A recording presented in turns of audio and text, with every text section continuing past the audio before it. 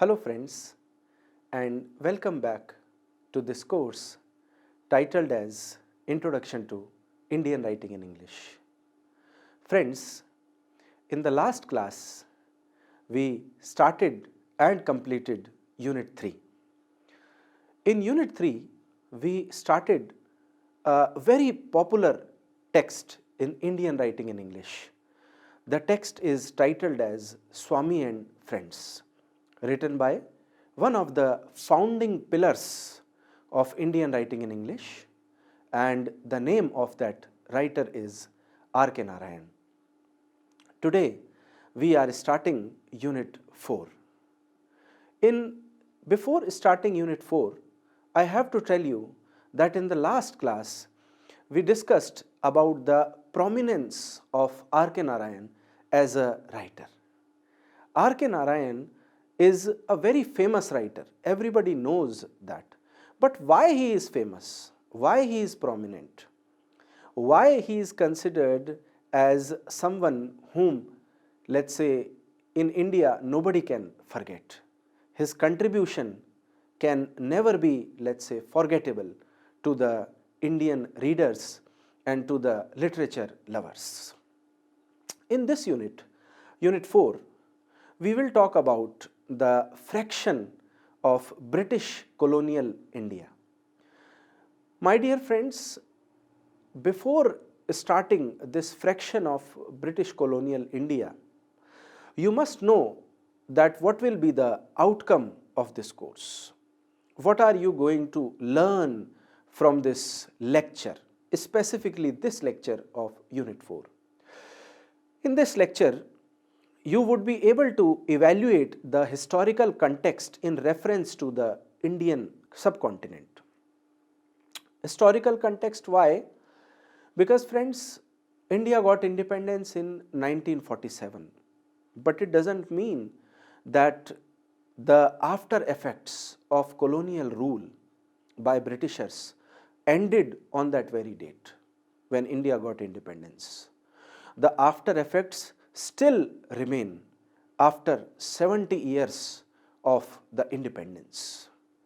So my dear friends, in this lecture you would be able to understand that kind of colonial impact on the mind of India and how R.K. Narayan was able to maintain and manage the, let's say, seriousness of that impact not only on the matured citizens of India, but also on children, because this book Swami and Friends is basically the story of these children.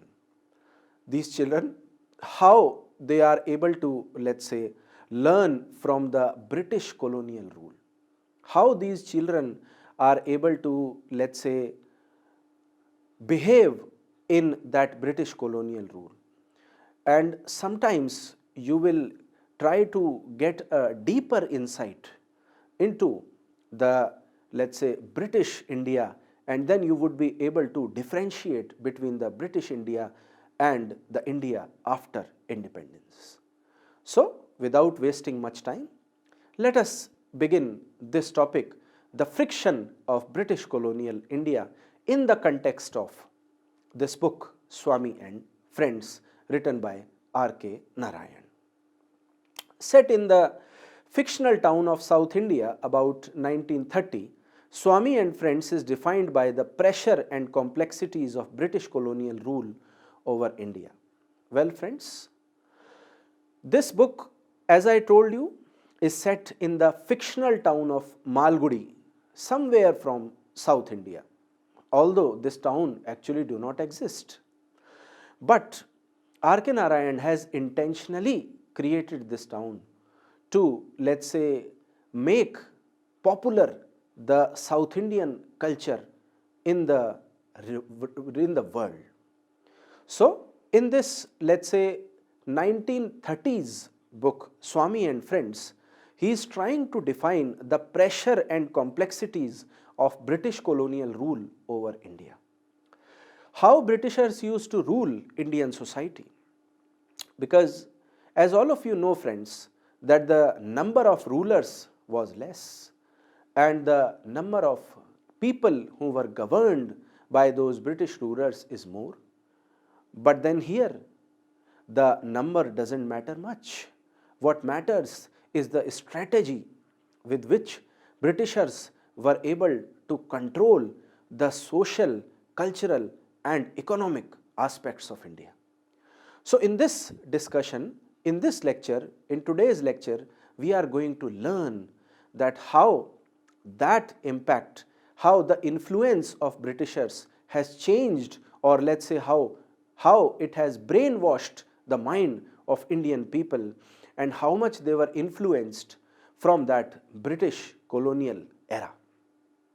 While the book's events revolve around common childhood trails and tribulations, the personal experiences of the protagonist and his friends are colored by their political context. Friends, I told you that the protagonist of this book, Swami and Friends, is a school boy.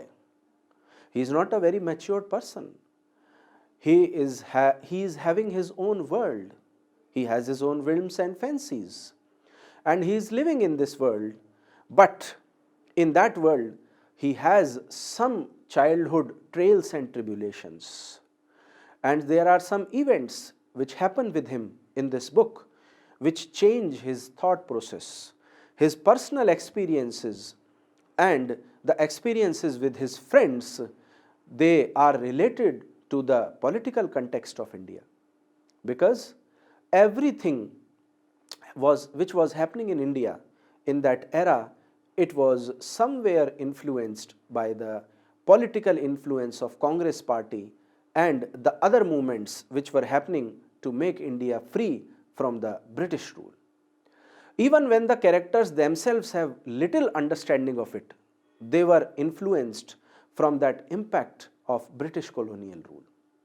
So, you generally think that characters who are, let's say, school kids going to school, how much they know about Indian national movement, but this is not correct. Children are very wise. They learn immediately, they catch immediately the things which are happening all around. And with the help of the characters, not only the protagonist, but who is named as Swami, but his friends also, and how these people were influenced from that Indian national movement, we are going to look into this lecture.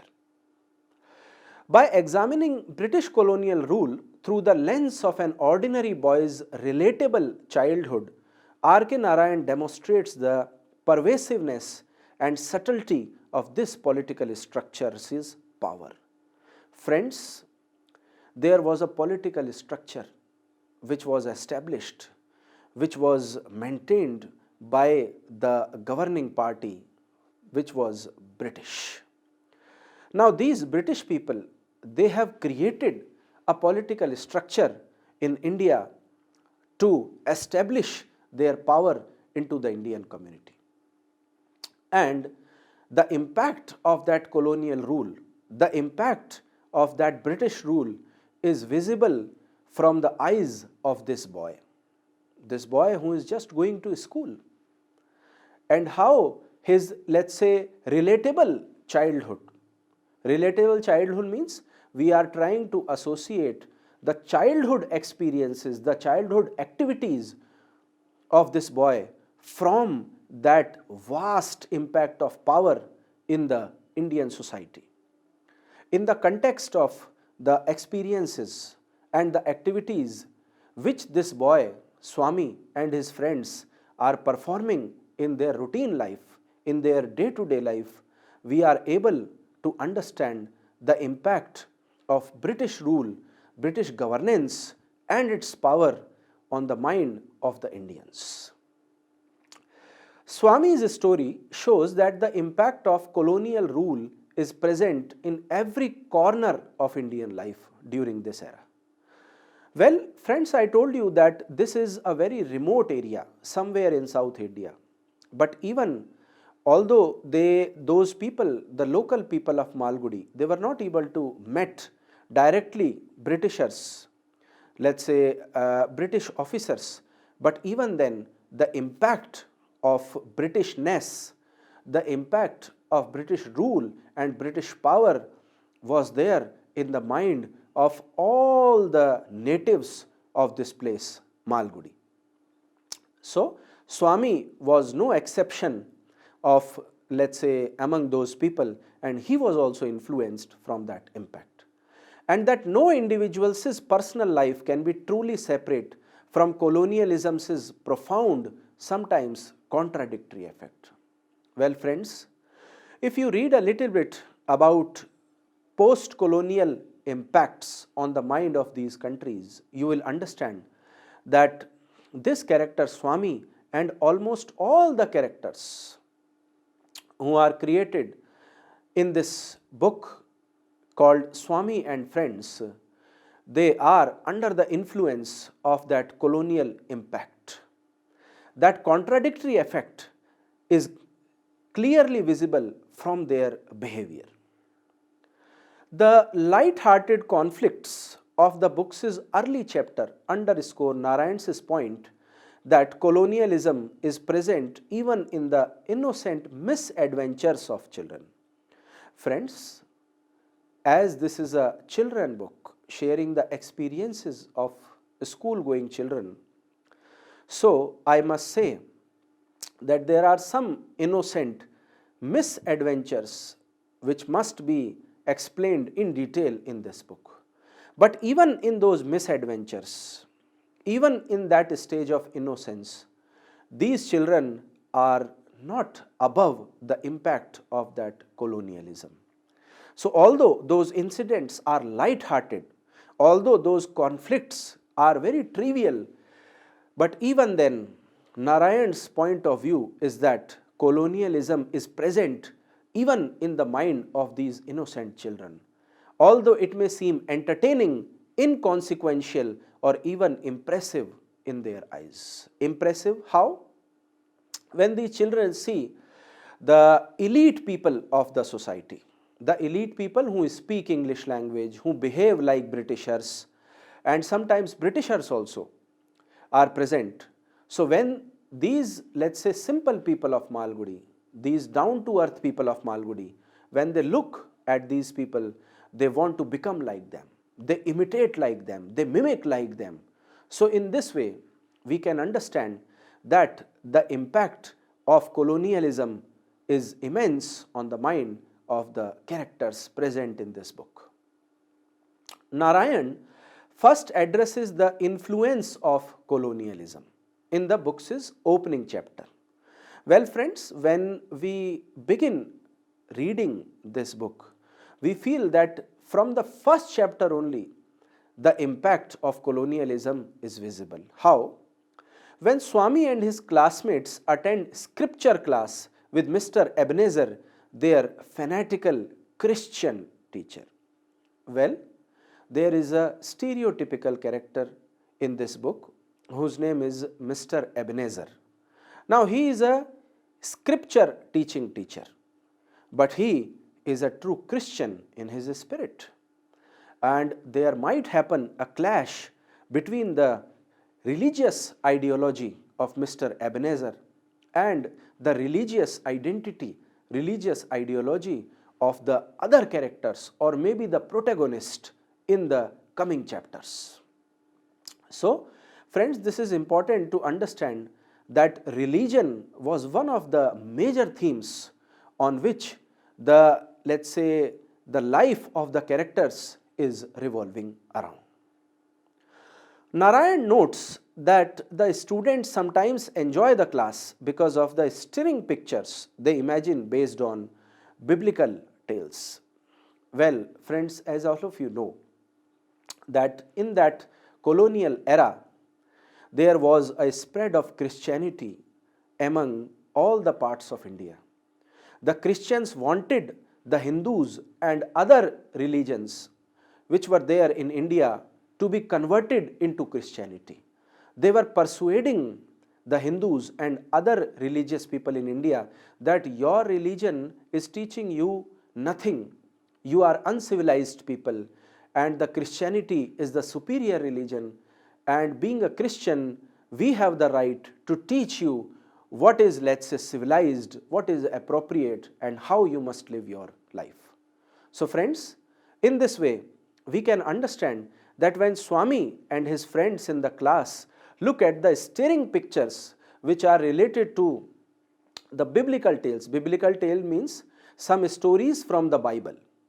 There are some, let's say, pictures which are shown to these kids related to the stories which are from the Bible. So when these children look at these pictures, they are able to enjoy, but on the very end, these pictures are also thought-provoking. These pictures are used to brainwash these kids. For Swami and his friends, the Christianity imposed on them at the mission school is initially a source of ideal entertainment rather than the threat or something to contemplate deeply. Well, friends, I told you that we are dealing with innocent kids, innocent school kids. So when you are reading this text, I must suggest you that rather than thinking like an adult, rather than thinking like a mature person, rather than thinking like an aged person, you have to imagine that you are a 10 or 12 years old school-going kid. And then you have to think that the way Swami and his friends are acting, the way Swami and his friends are behaving in this, let's say, missionary school, where Christianity is imposed upon them, where the Christianity is trying to, let's say, take their religion from them. Christianity is trying to modify their lifestyle. We have to understand the threat which Christianity is making on their religion and their going to be lifestyle. Yet Swami soon perceives the way that Ebenezer's Christian teaching conflict with his own Hindu beliefs and protest against his teacher. Friends, Swami, although he is a kid, but he is a sensitive person. He has rationality, he has logic, he has brain. And when he attends the class of Mr. Ebenezer, and when Mr. Ebenezer explains the various aspects of Christianity, this character Swami starts associating his religion, Hinduism, with the characteristics of Christian teachings or Christian religion or Christianity. And thus a sense of protest raises against the mind of this character Swami. Friends, you may feel surprised that how a 10 or 12-year-old kid is able to, let's say, believe firmly on his religion and his, let's say, religious preachings. But it is clearly visible from the personality of Swami. He can think, he can understand that something wrong is going to happen with him if he start believing on the ideology of Mr. Ebenezer. And this kind of dissatisfaction, this kind of rationality brings a kind of protest in the mind of Swami against Mr. Ebenezer and Christian beliefs and Christian ways of living. However, the consequences of this conflict are trivial. Obviously, Swami is a kid. He is not a big leader like Mahatma Gandhi. He is not a political leader like Jawaharlal Nehru. But he is just a school kid in a very small town of Malgudi. So, the way he is protesting, they might be very trivial for you to believe. They had very less impact on the Indian society. But friends, you must not forget that the society for a school kid is the class of that child, the class in which he is studying. Maybe there are only 30 students in that class, but those 30 students is the complete country for that kid. And if he is able to persuade those 30 students from his ideology, if he is able to persuade his classmates or her classmates from, let's say, his or her way of thinking, then that can be considered as a big achievement for the character, and then we can consider that character as, let's say, protagonist. The class enjoys watching their teacher get scolded by the mission school headmaster. Now friends, there is one incident from this book Swami and Friends. In that incident, Swami complains to the headmaster about Mr. Ebenezer's way of teaching. And then this person, this headmaster, he scolds Mr. Ebenezer. And then the entire class enjoys their teacher being scolded by the headmaster on the complaint of Swami. And Swami is simply happy to escape punishment, just like most of the kids want. When you are also a school kid, you were also a school kid, you thought of escaping from the punishment. Maybe you have not completed your homework, or maybe you were not present in the test, or you have scored very less marks in the test. So what is the most important thing in that situation which is going on in your mind again and again, that how can I be escaped from the punishment, maybe the physical punishment or any other kind of punishment which teacher is going to give to me? In the same way, Swami thinks, because then after the complaint, Mr. Ebenezer is not going to punish him, and that is the ultimate satisfaction for Swami in that situation. Again, even in this direct conflict, Swami is primarily occupied by childish concerns like impressing his friends and pleasing his father. Now, if you put yourself into the shoes of a school kid, you will understand that these are very big things for a child. If a child is appreciated through his classmates, or if the child is, let's say, pleasing his father, the father is appreciating that child, then this is a very big reward to that child. That child will be feeling very proud on his act. And same happens in the case of Swami. After this complaint, he is appreciated not only by his classmates but also his father. And colonialism remains a backdrop that affects Swami without occupying much of his attention. So, although Swami here in this situation do not know about colonialism or the impact of colonialism, but indirectly through this example, he has conquered that concept of colonialism.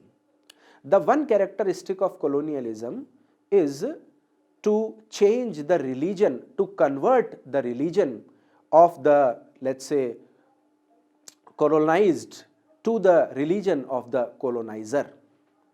So here a Hindu, if is converted into Christianity, can be, let's say, the triumph of colonialism into that situation. But Swami was able to move away from that. Swami was able to, let's say, quarrel with that impact of colonialism, and thus he did not get impressed from the preachings of Christianity. The budding friendship between Swami Mani and their new classmate Rajam again illustrates the ways that the young boy take existing power structures for granted. Well friends, every society has power structures. There is a base of the society, and then there are superstructures. If we study Marxism, we know all these things. But then there is a power structure which is visible between Swami, Mani, his friend Rajam, and few others. Now you may think that how can 3 or 4 kids can have the power structure among them? But I must say that when you read this novel line by line, you will feel that the power structure which is visible among these characters has immense impact on them.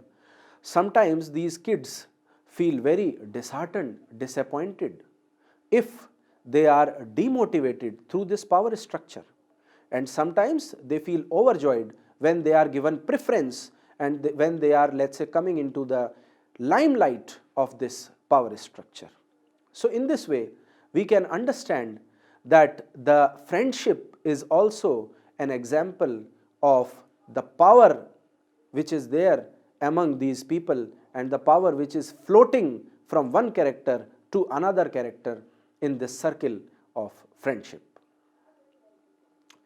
Although Mani and Rajam at first intend to fight with each other, that animosity quickly dissolves into mutual admiration, leaving the boys untroubled by their initial reliance on violent dominance to solve their problems. Friends, initially in the story, we saw that two characters, Mani and Rajam, they do not like each other. There is some violence which happens among them, and after some time it gradually happens that rather than criticizing each other, these two characters started appreciating each other, and thus they become friend to each other, and there is an initial reliance, there is an initial dependency which comes into the personality of Mani and Rajam for each other, and thus the violent dominance which was initially overpowering these two characters. One character wanted to dominate other character through violence. This kind of, let's say, trait, this kind of notion gradually vanished from their personality, and thus the problem of power disbalance is solved after some time. When Swami finds out that Rajam's father is the police superintendent, he is impressed and excited to be associated with such power. We friends generally look it in our society also, that there is some boy in our class who belong to a very prominent family, very prestigious or very powerful family. Maybe in his family there is some administrative officer or politician or any other person, his father or his mother or any other relative. We feel proud to make that person our friend. Same happens in the case of Swami also. There is a character in his, let's say, in his school whose name is Rajam. Now Swami want to make friendship with this person Rajam, not because he likes Rajam very much, but he is impressed from the elite behavior, from the elite etiquettes which Rajam has. And from where Rajam has borrowed these etiquettes? Rajam's father is the superintendent of police. So Swami want to associate with such power, because Swami's father is not very, let's say, very powerful person in the community of Malgudi, which is why Swami want to enjoy that power, and Swami enjoys that power by making Rajam his friend, against demonstrating his childish inability to reflect on the value and legitimacy of the power around him. Now, when we talk about Swami, he do not, let's say, understand that what is the value of power, or what is the legitimacy of power. Legitimacy means whether we are applying power into right direction or wrong direction. There is no legitimacy which can be analyzed, which can be understood by Swami. But on the other hand, there is some, let's say, some kind of maturity which is away from that childish inability which Swami has, and thus he tries to enjoy that power, that legitimate power in the company of Rajam.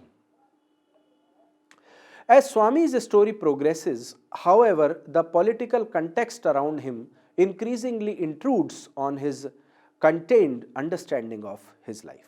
Well, friends, I must say that as the story progresses, chapter after chapter after chapter, you will understand that the political context which R.K. Narayan want to clarify from this novel Swami and Friends, that is visible from the acts of the characters.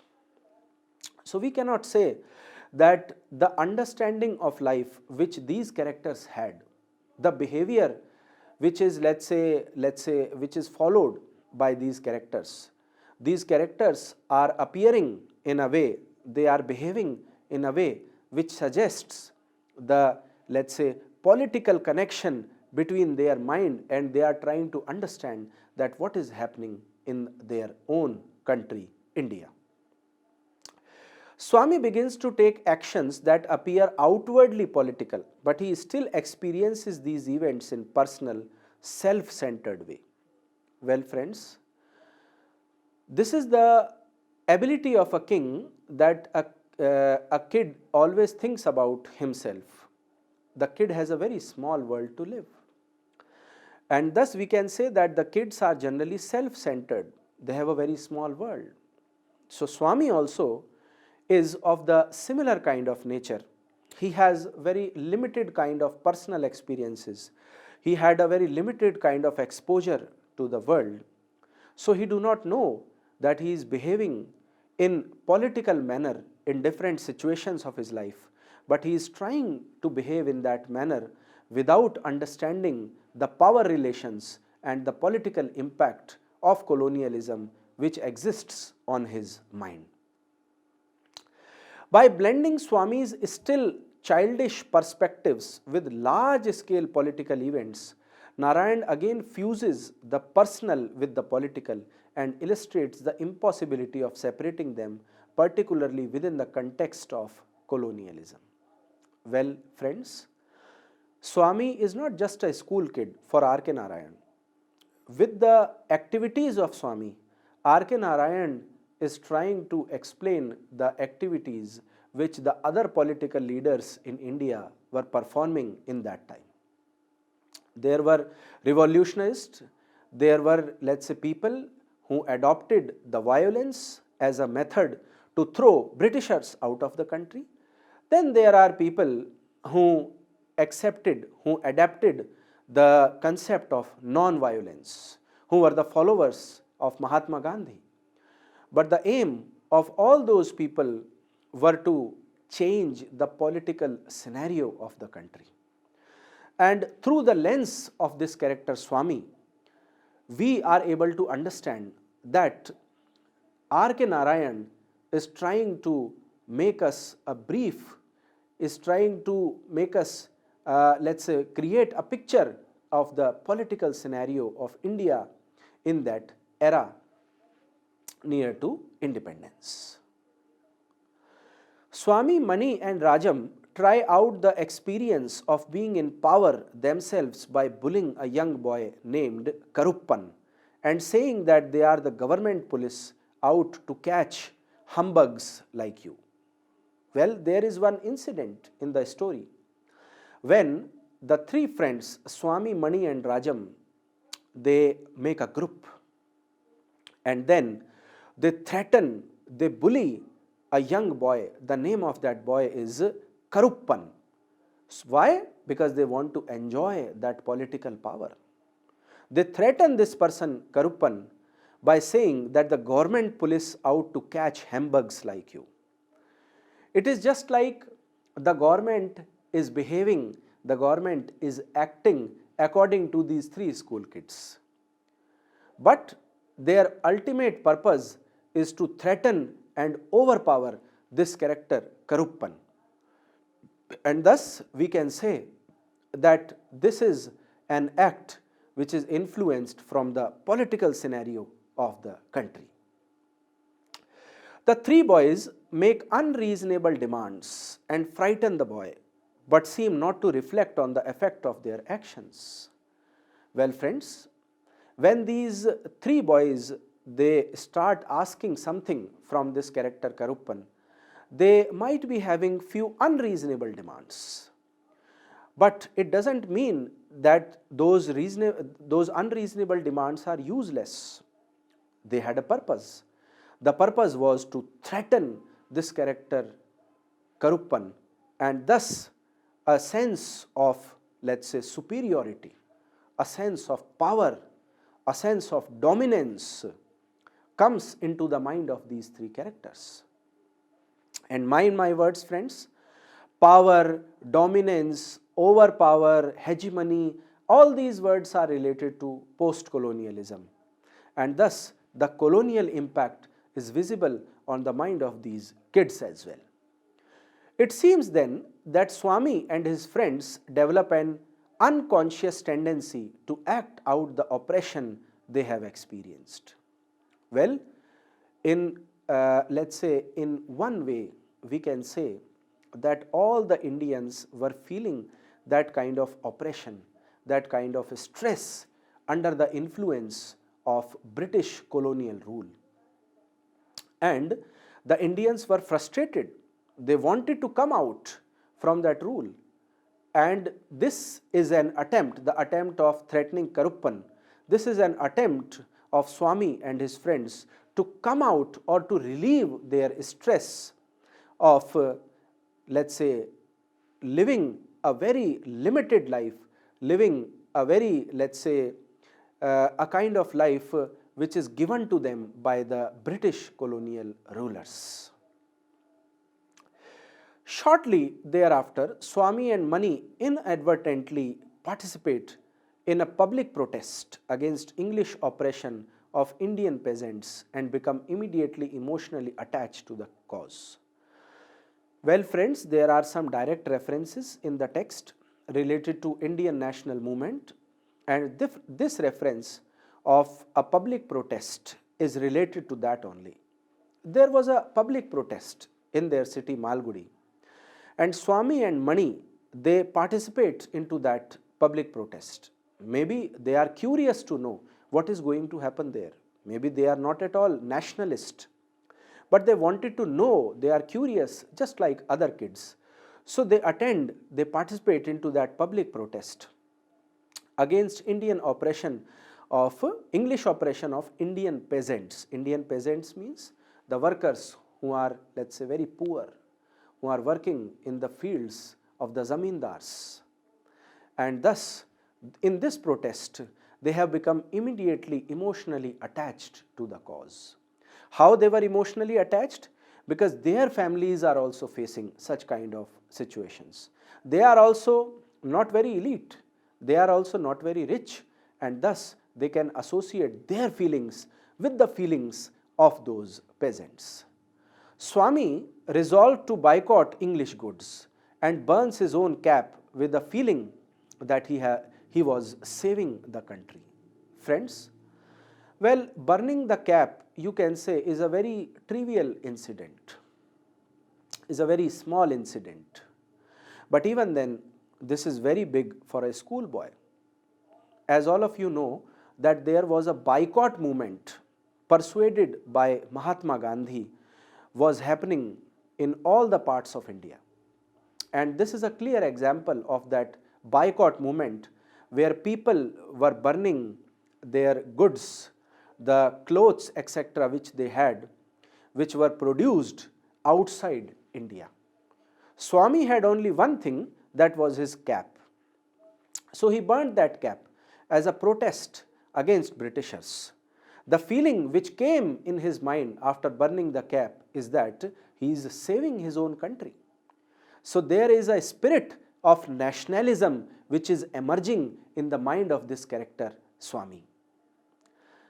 At this point, Swami's emotional reaction to the notion of English oppression becomes clear, but he is not yet able to connect that feeling with his own action more generally. Well, friends, we know that Swami is not beaten by British police. Swami is not sent to jail. Swami has never become a victim, direct victim of the British colonial rule. But even then, his feelings are associated with the Indian protesters. His feelings are associated with the, let's say, people being oppressed in India. And thus, he is able to make a connect between him and the other protesters in that scene. When Swami finds himself caught up in a school boycott, the next day he participates actively in the increasingly dangerous events, but think mostly of the fun he is having rather than his behavior's political meaning, as when he realizes happily that there were many glass panes untouched yet. Well, friends, it happened in the scene that after participating in that protest, Swami starts feeling that he is a part of that protest now. He is a political activist now. And on the next day, it happens that a change in his behavior comes. There are some things he is having rather than his behavior political meaning, as when he realizes happily that there were many glass panes untouched yet. Untouched yet means he becomes mature. He starts thinking rationally that there are few experiences which he has not taken in his life and he must take them. And in this way, the evolution of character happens in the personality of Swami. It is only when Swami witnesses Rajam's father grimly ticking off seconds before giving order for massacre that he begins to gain awareness of the political tension present in his own life. Well, friends, there is one incident where Rajam's father, who was superintendent of police of Malgudi, he grimly ticking off seconds before giving order for massacre. For massacre means beating the people who are participating in the protest. The father has his own responsibilities as a superintendent of police. Before, let's say, thinking about the protests or India or patriotism or nationalism, the father has to think about his job of police. So, Swami was minutely observing the behavior of the father of Rajam, and that has also given him a better insight into human behavior. Narayan notes that Swami had unconsciously become defiant through his new experience of protest. Well, this is an obvious change which comes into the behavior of a person. If you keep on participating in the protest against something, against government, against an ideology, then automatically your brain starts thinking against that ideology. You become a part of that mob, you become a part of that crowd. And same happened with Swami. His behavior changed to a rebellious soul. He became rebellious. He became dissatisfied from the British colonial rule. And which is why we can simply say that the Swami was converted to a young blood nationalist. It is this subconscious change that leads Swami to run away from the mission school, for the first time renouncing the major aspect of colonial oppression of his own life. Well, what a kid can do? A kid don't know about the political protests and the strategy. So what he did, he ran away from his school because he thought that the Christian missionary school is teaching him something which is against the nationalist spirit of India. The Christian missionary school is teaching him that how Christian religion is better than Hindu religion. That school is teaching him that how Indians are inferior to Britishers. So, Swami, thinking about all these things in his subconscious mind, he runs away from his school. And in this way, he renounces the major aspect of, renunces means he leaves the major aspect of colonial oppression of his own life. School was one of the founding pillars of colonial change into India. Britishers were influencing the Indian kids. They wanted to, let's say, wash the brain of Indians in the childhood itself so that they can behave like slaves of Britishers. But Swami was able to come out from that let's say colonial impact by running from his school. Though Swami and his friends gain some degree of political consciousness over the course of the story, their lives continue to be circumscribed by the colonial power in ways that are largely invariable to them. Although, friends, Swami was just a school kid. So he was not able to come out of that impact. He was not able to come out of that feeling. But then he tried his best to, let's say, decrease the invincible impact of colonial rule. Narayan illustrates this reality specially vividly through the boy's experience forming a cricket team. Friends, there is one more example of colonial impact on India. As we know that cricket was a game which was originated into England, and it was a symbol of elitism in Indian society. There is a very famous movie in India named Lagan, which is talking about the similar colonial impact of cricket over the mind of Indian people, Indian villagers, or the Indians who are semi-literate or illiterate and who are living in the remote areas and looking at this game of cricket with lot of surprise, and this is an awe-inspiring experience for them. By highlighting the prominent and complicated role that a quintessentially English activity plays in the friends' lives, Narayan demonstrates that individuals living under colonialism often have no choice but to tolerate and to sometimes even embrace the culture of the colonizer. And how Swami and his friends embraced it? Because by forming a, let's say, cricket club. Swami was very fond of playing cricket, and his friends also. So all the classmates, they wanted to win trophies into cricket. They wanted to achieve something commendable into cricket, and they were not looking at this game from the colonizer and the colonized, the oppressor and the oppressed point of view. Although Swami, Mani and Rajam are initially excited about starting the cricket team, they quickly discover that the logistics means some, let's say, minute details which are required to learn cricket. They are more complicated than they expected, and Swami in particular worries about government registration and taxes. Well, friends, this is not easy to form a cricket team or a cricket club. There are various kind of documentations which you have to do for that.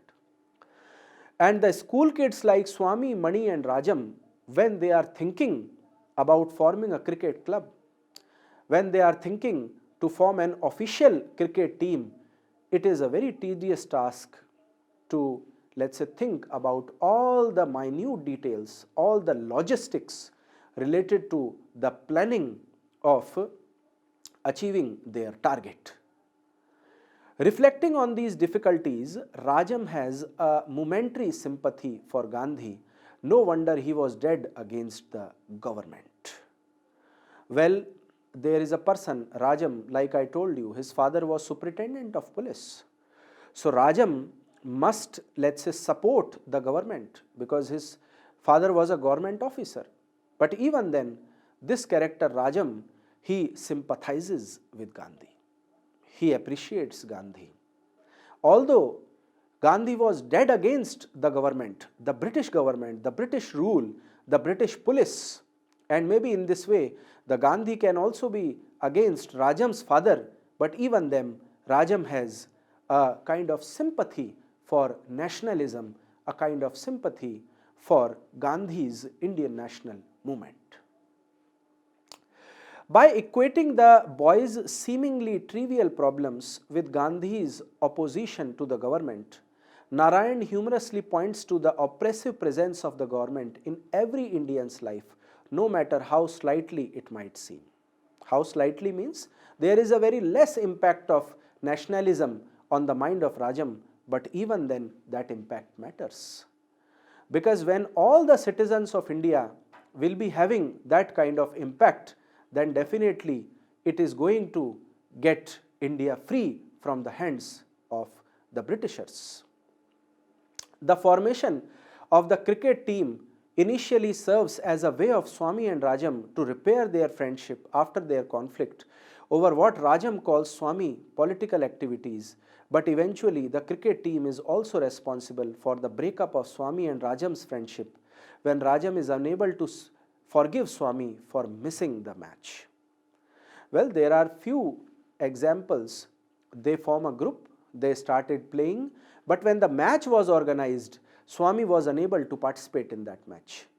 And it creates a difference in the friendship of Rajam and Swami. By using the game to both unite and divide the story's protagonists, Narayan indicates the extent to which the characters may be at the mercy of English influence, even as they devote themselves to the English sport with seemingly freedom. Well, there is a dilemma. These characters who are fond of cricket, they are against the government. But the cricket is a game of Britishers. But they have a respect for cricket. They have appreciation for cricket. And in this way, we can see that the characters are in this dilemma of identity creation. Political forces work their way into the personal goals and relationships of Swami and their friends even during their leisure time, again demonstrating that no private life can be truly independent from politics in the context of the colonized state. Well, friends, when we look at the relationship which Swami has with his friends, I can understand, and you can also understand, that there is no person who is isolated from that colonial impact, that colonized state and that context of colonialism and the power politics, and all the characters are influenced under that. Mr. Ebenezer, the scripture master, and while attempting to teach Christianity, he is the opposite of Christian-like, an angry fanatic, and derides the native religion. Where did he get this example from? Christ. Well, friends, Christianity in reality never taught about criticizing someone, never taught about, let's say, intolerance. But Mr. Ebenezer, from where he had learnt about that violence, from where he had learnt that Christianity is superior to other religions, nobody knows that. So, Mr. Ebenezer cannot be considered as a true Christian in his spirit. Swami, the only Brahmin boy at the school, this is a reference to the caste or varn in Hinduism from which priests are selected, and it seemed to be highest, ask questions showing resistance to teaching, or primarily the teacher, is physically abused by the teacher. Friends, Swami is a Brahmin, and Brahmins, they are the epitome of Hinduism in the Indian society. So when Swami protests against Christianity, it is just like the Hinduism is protesting against Christianity. A Hindu, a true, let's say a Hindu in his true sense, in true spirit, he is protesting against Christianity. Rajam presents a super colonial power represented by the material wealth mentioned, including living in the bungalow, and his behavior not displaying quite confident as others, but authoritarian, commanding the way he treats servants, etc. Rajan's behavior is just like a colonizer. He has many servants and he behaves in a very dominating manner with those servants. He even makes his friends wait while he is doing nothing just because he has seen his father do that. So, in friendship also, Rajam has that kind of superiority complex. He even plays the mediator's role to reconcile Swami and Mani with the other three. Well, friends, Rajam sometimes acts as more mature than the other kids. He behaves as if he is going to patch up between the friends. Mani as a representation of local indigenous power and resistance, but who is nevertheless tamed before the foreign superpower.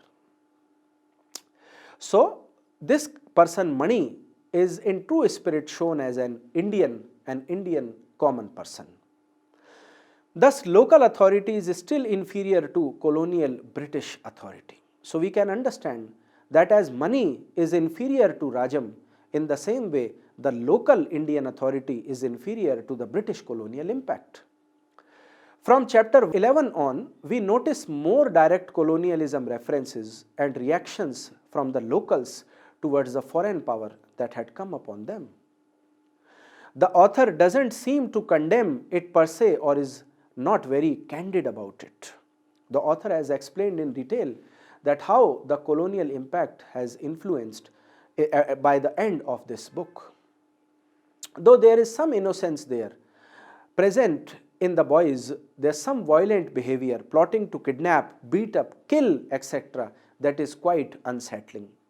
We cannot imagine that how school kids can think of doing plotting or kidnapping or beating up or killing, but we had these references visible in the behavior of Swami and his friends in this book. Rajam, who is a symbol of colonialism himself, does not seem to see anything wrong with Europeans. Was it because his father had a high position and because of his wealth? Rajam sometimes thinks that his father is right and the colonial rule is also right. The other link to colonialism that seemed to be really big in India was the game of cricket. They seemed to be able to boycott anything else, but the theme of identity seemed to play a role. Swami tries to explain the game of cricket to his grandmother, but she has no understanding of it. Her life and ideas were part of old India, and this is the new one. So, in this example, friends, we saw that when Swami tried to explain about the importance of cricket into, let's say, into the present India, his grandmother is not able to understand about it. So, in this way, friends, with the help of various examples, with the help of, let's say, power dimensions in the friends, or with the help of cricket, or with the help of boycott movement where Swami burnt his cap, we are able to understand that how the colonialism has impacted the Indian mindset, and Swami is not an exception to it. That is all for today. Thank you for listening, and I close my lecture here.